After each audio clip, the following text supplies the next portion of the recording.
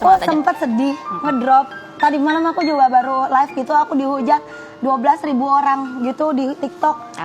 Karena itu warna donat busuk, donat ini, donat karena food vlogger itu yang nggak inspirational ya. Padahal donat aku benar-benar empuk, manis, dan memang itu harus di microwave dulu karena dia sudah perjalanan 1 jam. Jadi wajib nanti aku umumin di pengumuman donatnya itu wajib di microwave 1 menit gitu baru dimakan gitu. Oke. Ini lapangan kerja orang loh. Kamu nggak tahu betapa aku tuh ngasih makan anak dari sini loh mbak. Kalaupun donat ini nggak bagus, donat aku itu empuk loh mas. Ya jadi itu bohong kalau donat aku itu keras. Dan donat aku mungkin memang keras kalau dalam perjalanan 1 jam. Tapi ketika itu masuk microwave itu memang harus ketika wajar lah. Mungkin kalau donat yang lain mungkin sampai rumah empuk. Tapi kalau donat pingkan harus kalian microwave dulu 1 menit. Baru dia bisa dinikmati, kecuali kamu datang di depan rumah pingkan langsung dimakan. Tapi kalau udah pakai 1 jam itu harus microwave dulu 1 menit. Karena donat pingkan itu persyaratannya bukan karena keras, tapi karena donat lain memang masih empuk. Aku nggak bilang donat lain satu merek ya, tapi menurut pingkan jauh 10 kali lipat lebih enak donat pingkan. Review donatnya Pingkan Mambo.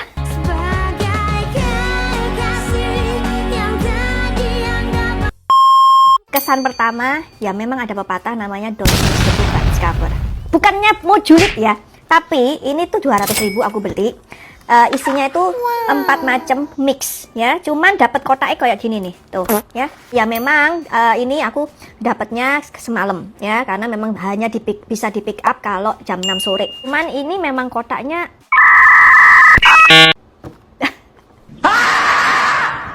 not representable gitu loh. Oke, dengan harga 200.000 di-upgrade dikit lah boxnya. Ini yang coklat ya, yang paling dibangga-banggain. Wow, ini berat loh ya. Kelihatan udah padat banget. Bener-bener padat ya. Nggak atos, nggak keras, empuk juga. Cuman I don't taste like donut ya. Ini lebih ke arah apa ya? Roti goreng. Karena ini benar-benar padat isinya. Ini bukan donat yang kempus-kempus itu ya. Even donat rumahan pun rasanya nggak kayak begini. Bateri sih bateri ya. But I don't feel like I'm eating donut gitu loh. Coklatnya nggak terlalu manis, itu enak. Ya, ada asin-asinnya dikit. Ini tuh yang glaze, aku belah ya tuh.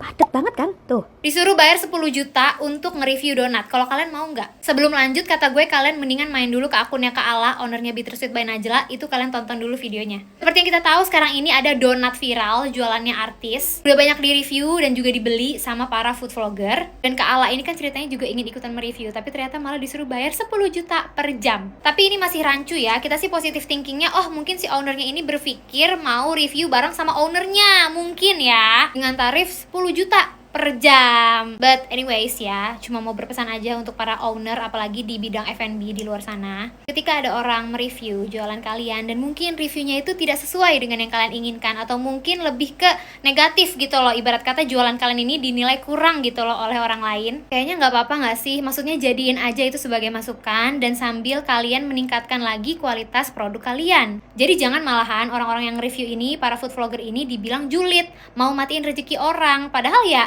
yang review seperti itu bukannya 1-2 orang, hampir semuanya setuju kalau produk kalian itu mungkin kurang di sini, kurang di situ, and it's okay, masih bisa diperbaikin. Kita ambil contoh ya, misalkan ada yang jualan sarden dan orang-orang tuh nge-review, oh kayaknya sardennya agak keasinan nih. Tiba-tiba owner dari sarden tersebut malah bilang, enggak keasinan menurut saya, emang orang-orang pada julid aja pengen matiin rezeki orang. Kalau kayak gitu gimana mau usahanya berkembang? Sedangkan yang namanya kalian menjual produk, pendapat orang-orang luar alias konsumen itu wajib loh untuk didengarkan sebenarnya. Mungkin emang kurang enak didengarnya karena review yang mereka katakan itu condong negatif gitu lah ya. Misalkan kurang ini, kurang itu, but that's okay. Itu namanya kalian harus improve menjadi lebih baik. That's it. Nggak perlu dibilang kayak julid, mau mutus rezeki orang, karena memang tujuannya bukan itu. Jadi donatnya itu bisa ganjel pintu. Saking kerasnya donatnya Pingkan Mambo. Ini loh guys, lemari yang rusak bisa pakai ganjel. Gitu, Mam. Ya, bagaimana pasti tambah banyak yang beli, penasaran.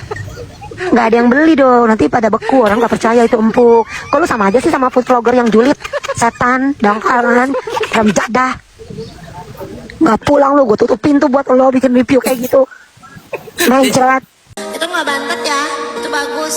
Orang aja yang pada julid, orang netizen pada julid, nggak bantet. food vloggernya aja yang negatif. Nora,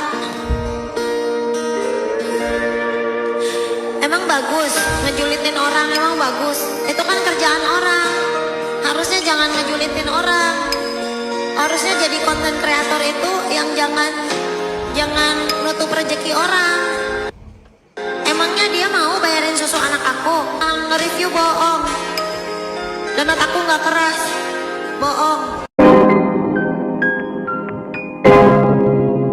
Yo guys, balik lagi tentunya bersama saya Uki Kevin. Nah, ini masuk ke segmen dari Pinkan ya. Pinkan kan lagi viral ya donatnya Pinkan. Nah, ini ada beberapa yang review ya. Dan ada juga food blogger yang mengatai makanannya donatnya kurang apa gitu guys ya. Nah, ini Pinkan mampu menjawab review jujur food blogger Nanakut ya mengenai donatnya. Memang ini aku dapatnya semalam ya, katanya gitu ya.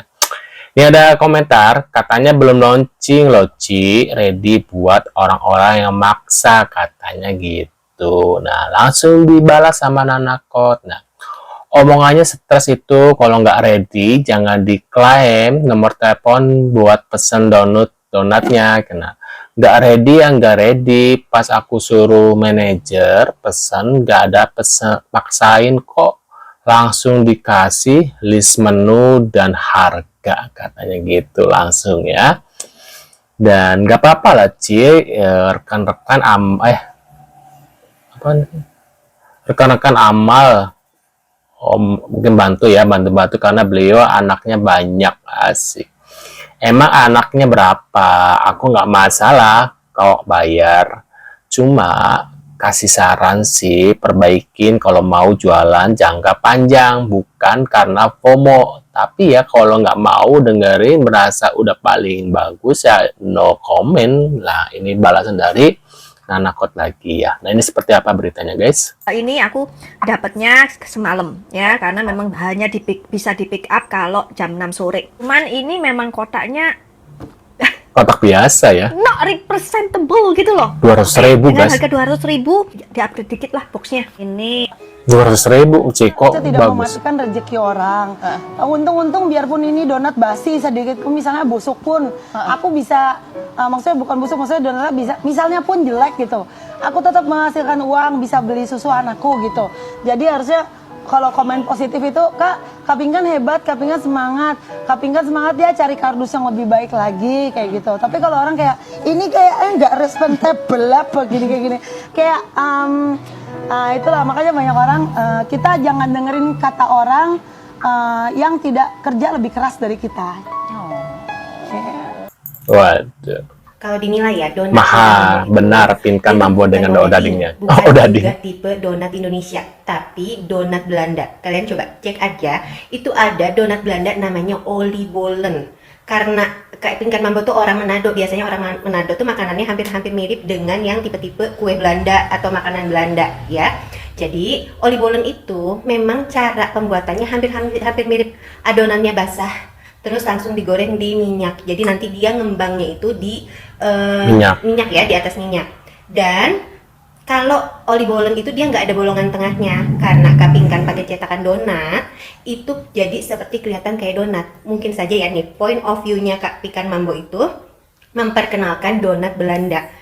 Kalau misalnya Kak Pinkan Mambo pakai nama oliebollen, mungkin kita nggak akan tahu kalau itu tuh rasanya seperti apa. Padahal sebetulnya kalau pakai nama oliebollen itu kayaknya lebih estetik ya, lebih unik aja. Jadi orang nggak akan mengira kalau donat itu ternyata begini. Ada beberapa tipe kan. Donat kebanyakan orang taunya ya seperti itu, donat ya, yang dicetak, dibolongin tengahnya atau kayak bomboloni yang nggak pakai tengahnya, terus dikasih topping atasnya. Sedangkan oliebollen tuh sebetulnya dia isian dalamnya sudah ada, bisa dicampur sama apel ataupun sama kismis. Kalian lihat deh resep oliebollen atau donatnya Belanda. Terus untuk point of view-nya Kak Nanakut sebagai customer juga nggak salah, karena Kak Pinkan Mambo bilangnya itu donat, otomatis customer Nanakut sebagai customer dia merasa oh ya donat itu begini, bentuknya seperti ini, teksturnya seperti ini. Andaikan saja kalau misalnya Kak Pinkan Mambo bilang itu oliebollen, mungkin Kak Nanakot lebih ngerti. Karena nggak mungkin Kak Nanakot nggak tahu juga yang namanya Oli Bolen gitu ya saya. Jadi hanya beda di point of view-nya saja. Kalian setuju mana? Mendingan namanya tetap donat atau Oli Bolen? Share ya di kolom komentar. Kayaknya lebih menarik. Donat. Lebih menarik Oli Bolen ya. Nah ini apa? Oh ya ini. Tingkan mambo, cukuplah saja berteman denganku. Nyam. Aku mau pesan tapi bingung nih pesannya gimana. Harus ke chat dulu gitu ke TikToknya di chat ini message. Jadi donat kampung. Donat kampung. Donat gula gitu. Cuman Ada toppingnya. ada coatingnya. Maksudnya abon.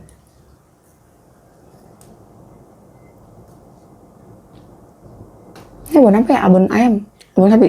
Nggak tahu ya abonnya sapi atau ayam, kalian harus tanya. Berapa harga sini teh?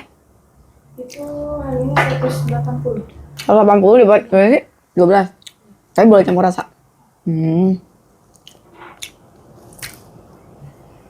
Ini kalau dikirim keluar kota bisa nggak ya kayak gini? Basi nggak ya kira-kira kalau misalnya dikirim keluar kota, guys?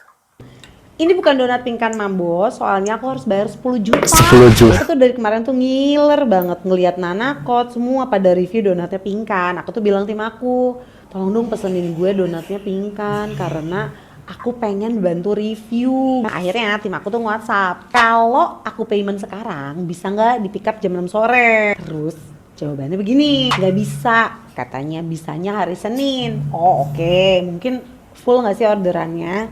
Coba bilangin mau aku kasih konten review. Terus katanya ada fee-nya kak 10 juta per jam. Aku kaget, oh ini miskomunikasi nih, pasti salah paham. Aku bilang kak aku mau beli donatnya aja, donatnya kak yang mau aku review. Terus dia jawabnya gini, nggak bisa, review beda harganya. Aku makin bingung sumpah. Aku nih seumur-umur punya brand, kalau ada yang mau nge-review barang aku kirimin. Jadi aku pertegas lagi. Jadi aku pick up donatnya buat besok nih. Aku pertegas gitu loh. Yang aku pick up tuh donatnya bukan pingkannya gitu loh. Donat bukan pingkan. Aduh. Kita belajar jadi manusia dari pingkan mambo. Kita pasti tahu ya semuanya tentang donat pingkan mambo. Banyak food blogger membeli donat dari pingkan mambo. Dan reviewnya bisa dilihat sendiri ya di masing-masing food blogger tersebut. Yang gue bahas di sini adalah sikap dari pingkan mambo. Di sini kita bisa ngelihat ya, semua usaha kalau misalnya dijalankan dan diniatkan dengan baik pasti berhasil. Kita bisa tahu boomingnya luar biasa. Pingkan mambo nggak malu buat live setiap hari sambil nyanyi. Dia tahu potensinya dan manfaatin untuk cari rezeki. Gua rasa sih itu gak salah ya, malah gua acungin jempol.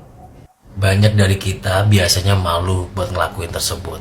Di sini kita belajar dari pingkan mambo, kalau bisa cari rezeki, kita harus tahu potensi kita apa dan baca kondisi, gitu ya. Waduh, itu dia guys beberapa info terkait donat pinkannya. Sebenarnya aku pengen pesen cuma masih bingung, nanti coba aku DM di TikToknya pinkan, siapa tahu bisa ya kirim ke Bandung ya.